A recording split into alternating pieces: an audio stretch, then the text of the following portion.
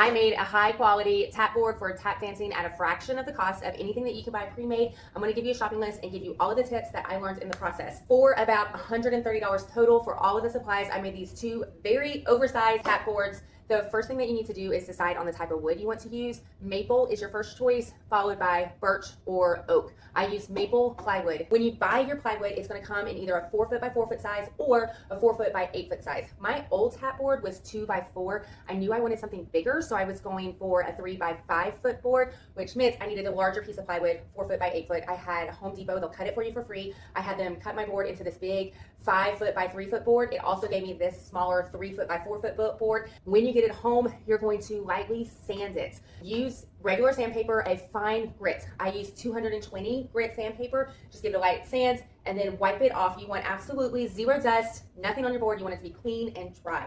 Then you're going to put your first coat of polyurethane. For the polyurethane, you can use any finish that you want. I went with a matte finish. Now note, the shinier you go, like a high gloss, might be a little slippery, so I would stick with matte, maybe even a satin, possibly a semi-gloss, but less shine is better so that it's not as slippery, so I went with matte.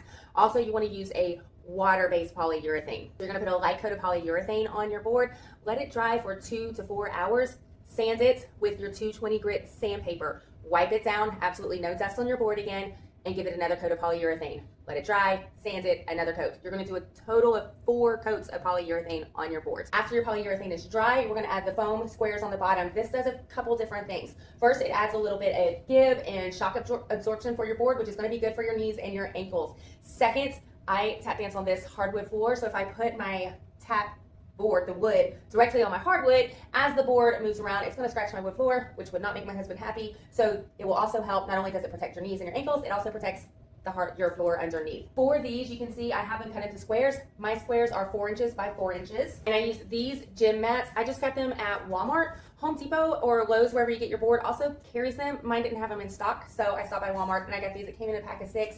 They are easy to cut with scissors. So measure it out and you're going to cut 4-inch squares, and then you're going to glue them on the back side of your board. For my 3 foot by 5 foot board, I have 17 squares on the back. I don't really have a formula on how many you need, just kind of eyeball it. For the glue, I use this Gorilla clear grip glue. For this glue specifically, you put it on the back of your square, wait about 2 minutes before you adhere it to your board. After I had them all glued down, I laid them down on the ground and I put something heavy on it. For my boards, I had some folding card tables that I just put on top of my boards, and then I put some cans of paint on top of the card tables to weigh it down so that the glue could get nice and secure and dry overnight. After about 24 hours, your board is ready to use. If you make a tap board, tag me in a picture and a video. I want to see your tap board. I want to see your tap dancing, and happy tapping.